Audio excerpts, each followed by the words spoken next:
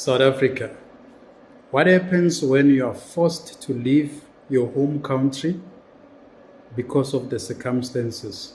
Not because you really want to leave for greener pastures, maybe for educational purposes. What happens when you leave the country that you were born into, living and going to a foreign country, becoming a refugee? Welcome to Squatter Camp Podcast. Thank you very much for watching my content. Let's continue engaging. I'm very much worried about what is happening in my country now, and soberly so, we need now to pay real close attention to this issue. I see Zimbabwe reloading. I see us collapsing the economy. I see us, I'm referring to the black administration. To be specific in this case, the ANC government is the reason why we are in this deep crisis. Remember, the ANC is the mother of the MKP. It also produced the EFF, which are two political parties which are carrying so much hatred towards white people. Even the ANC itself hates white people. The ANC itself cannot take care of its own black people. They continue to exploit them, to make their life difficult, to promote squatter camps, to neglect their primary duties of fighting crime. They continue with corruption. They continue stealing from the public purse. Yet we must keep quiet as citizens and say, everything will be all right. Is this what we actually begging for? When in 1994, on the 27th of April, when we casted our very first democratic votes. Now I'm sitting here as a very much concerned citizen with a very grieving heart that really, is this the democracy that we wanted? I see politicians actually helping themselves with the land that belongs to the farmers, the Afrikaners. Let me paint this picture for you, South Africa, by the way. And I'm saying this with a very heavy heart, that as much as us black communities, we feel unsafe in our own space, in squatter camps, in townships, in slums, where we are staying, and we are scared of our fellow black people, mind you. We are scared of our fellow black people, the very same people that we share the culture, everything. We still don't understand one another. We still hate one another. We still don't want to actually change our lives for better. Black people still steal from each other. They kill one another. The crime is all-time high. The problem here with the government of the ANC is that it has actually neglected, abandoned its very own responsibility. And they still expect us to smile as if everything is all right. It is so painful to stay in a farm. Remember, Afrikaners by culture, they like staying in farms. They like quiet lives. They don't want to be in chaotic life. That is why I had a problem with black people wanting to be incorporated into the Afrikaner community, because I know that those are the people who likes peace more than anything. That is why when you drive around in South Africa, you look at their houses, the farmhouses. You know, that's their culture. They are very far from each other. The next house is maybe a kilometer or even further. That's their neighbor. Why? Because they like peace. They value peace more than anything. Afrikaners, they are not perfect. They are human. And for as long as we continue to treat them as subhuman, it raises so many questions. Let me tell you something, black people. With or without Afrikaners, you are not united. You hate one another. You are so jealous. You don't want to see one another progressing and building business empires or getting into entrepreneurship or even getting a qualification from university or any kind of achievement. I'm staying in a black community. I spend 90% of my time with black people. I'm seeing what they do to one another. I'm a victim of crime. Multiple times, by the way, robbed by my fellow black people. The pain of staying in farms is that these criminals, they will come at night, terrorize Afrikaners. Crime is out of hand, by the way. They will terrorize them. They will hurt them. We have lost some of them through crime. The ANC government has been quiet, really quiet. Those are the middle class politicians. They don't care. They are staying there in Sandton. High security walls, bulletproof vehicle, driving in convoy, living for free, not paying tax, not paying for electricity and water. Their families are protected. They've got money. They still continue to fill up their pockets. These people are comfortable, South Africa. So we don't have leadership.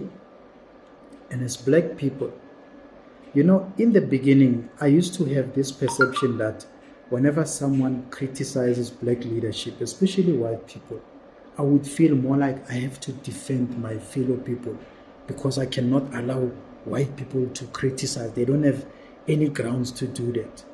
But I've come to realize, I've regained my conscience that there's something wrong.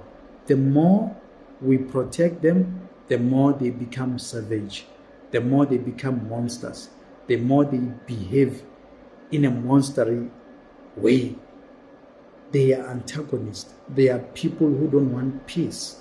Let me now start exposing these things so that when things are horrible tomorrow, at least there's few black people whom maybe the white community or other ethnic groups can see that no.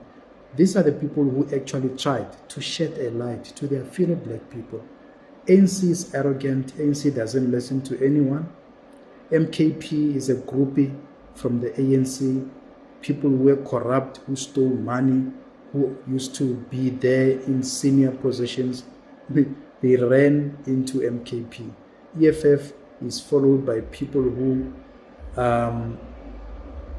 let me say, they follow everything. They are loyalists.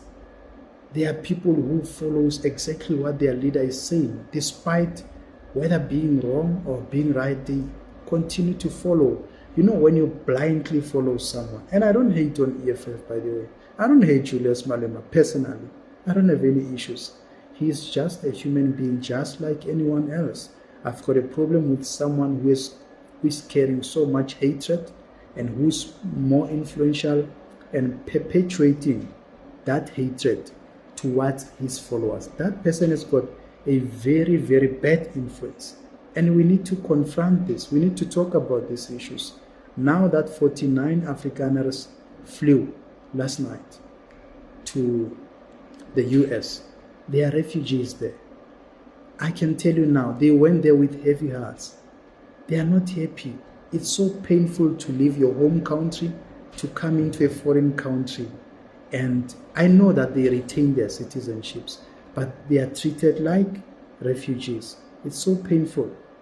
You know what is a refugee? Is someone who ran away from their country because of certain circumstances, war, civil unrest, or whatsoever. So they feel terrorized because Afrikaners, they cannot live comfortable lives in South Africa anymore because there's too much crime. These people have been terrorized in their own farms, in their own houses, and the government is doing absolutely nothing. Like I said, they are not perfect, they are human, but this is where we are. It is what it is. I see politicians, I repeat, continuing to enrich themselves with the assets of the Afrikaners. Zimbabwe reloading, Zimbabwe 2.0. And now as people who have a vision of living in peace and harmony, where are we going? What is happening in our country? Are we really comfortable with what is happening now? It is a problem. As an average citizen, You have got every right to be concerned, because now the ship is about to sink. Investors will not come to a country where their very own citizens are terrorized. You will never invest your money. If you are a business person, you want to invest your money, will you come to South Africa? When Afrikaners are leaving their home country to become refugees in foreign countries, let us look at this issue with sober minds. Let us leave politics, let us leave everything, and let us just remain with Ubuntu, the spirit of Ubuntu, humanity. Let me tell you something, South Africa, especially to my fellow Black South Africans. We are becoming a lost generation. It is up to you whether you make it or you break it. The ball is in your court. It is so concerning. It is so concerning. You don't know how much painful the repercussions will be for this. It is going to take us much longer to fix what is broken. I can promise you, South Africa. So, if you follow Julius Malema, if you follow Jacob Zuma, if you follow Cyril Ramaphosa, do so at your own risk. We cannot say people who struggled to build their own empires, Kleinfontein and Orania, say we need to just dismantle. And Black people are so much disorganized, especially my community. I know that 80% of my fellow Black people, they like noise, they commit crime, they are violent, there's drugs, there's nyaupes, there's everything. So we cannot afford to want to force ourselves to be incorporated into the Afrikaner communities. We just want to cause chaos. Why are we doing that? Okay, as an average citizen of this country, what am I actually going to achieve by staying in Orania or staying in Kleinfontein? I don't want to stay there. I don't want to stay there. I want to allow those people to practice and to preserve their culture peacefully so. Peacefully so. And as Black people, we can create our own Oranias, our own Kleinfonteins. No one is stopping us from doing that. But because we are used to chaos and destroying, we want to destroy what is built, what has been built, and we cannot build ourselves. This is so embarrassing. I'm so embarrassed to be a Black South African because we cannot build. We don't build nothing. Even the structures that were handed over to us by the apartheid government, they are dilapidating, they're falling apart. Nigerians come to our country and hijack the buildings and make South Africans to pay rent to them. I shot an episode 2 days ago that 800 RDPs in Cape Town are owned by a Nigerian guy. Drugs are being sold. Watch Sizokuthola show. Drugs are being sold everywhere. And I do blame black people for perpetuating that, because some of these Black people, they are the agents of the drug dealers. Where are we going as a nation? We are so lost. And we must really be ashamed of ourselves, because this is not the kind of constructive thoughts that we should be portraying to the society. Even the international community now, they are looking at us. And when they see this nonsense, they say, oh, South Africans, you call yourself Africans, you call yourself Azanian, kids. But yet, we have so much hatred. We have so much hatred. We are so jealous. We can't build nothing. All that we know is to destroy, is to hurt other people, is to make sure other people feel the pinch, they feel our presence. We are Black people, we can cause chaos. Ne? When we demonstrate, we destroy the roads, we destroy everything, even our own infrastructures. We ban the libraries, we ban the clinics, we ban everything, we terrorize the people, and that's all we know. Nobody taught us how to behave. We were not ready to run the administration. It's a fact that the ANC was not ready to run this country. They have failed. dismally so, failed. If ANC was my child, I will be very disappointed. I will be very ashamed to say, this is my child, because this is not the kind of behavior that we expected as black people. We love our country too much, big time. But what is happening now? I don't know. Let's continue engaging squatters. Thank you very much to the people who watch my content. And I think I would love to think that we actually having some kind of impact on ordinary citizens so that we can extinguish this fire. Let's not push for violence. Let's not push for racial tensions. Thank you, South Africa. Sure.